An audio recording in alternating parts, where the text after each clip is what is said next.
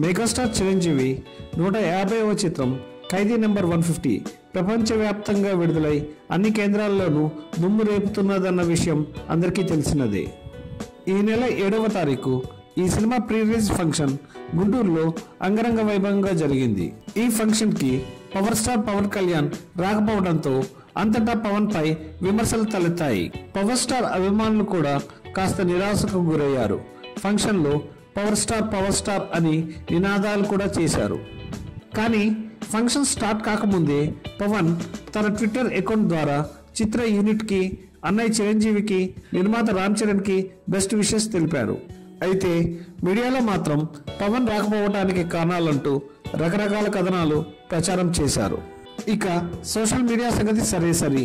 దీనివల్ల చిరు పవన్ల మధ్య దూరం బాగా పెరిగిపోయిందని అందరూ భావిస్తున్నారు.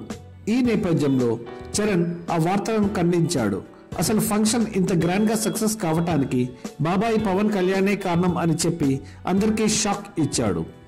మెగాస్టార్ చిరంజీవి తన 150వ చిత్రానికి గ్రీన్ సిగ్నల్ ఇవ్వగానే రామ్ చరణ్ కొనిదెల ప్రొడక్షన్ కంపెనీ పేరుతో ప్రొడక్షన్ హౌస్ మొదలుపెట్టి చిరు 150వ చిత్రాన్ని తెరకెక్కించాడు.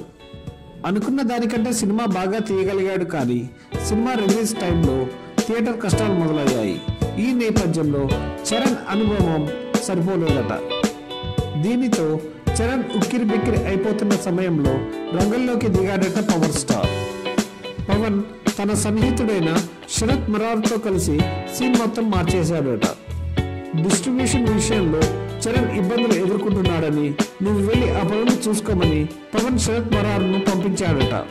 గంటకు ఫోన్ చేసి పనులు ఎలా నడుస్తున్నాయో ఫాలోఅప్ చేస్తూ, ఏమైనా ఇబ్బందులు ఉంటే వాటికి తగిన సూచనలు చేస్తూ మొత్తం సీన్ని చిటికలో మార్చేశాడట పవర్ స్టార్.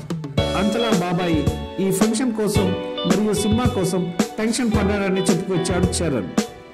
మీకు కనుక ఈ వీడియో నచ్చినట్లయితే లైక్ చేయండి, కామెంట్ చేయండి, షేర్ చేయండి. మరిన్ని వీడియోల కోసం సబ్స్క్రైబ్ చేసుకోండి.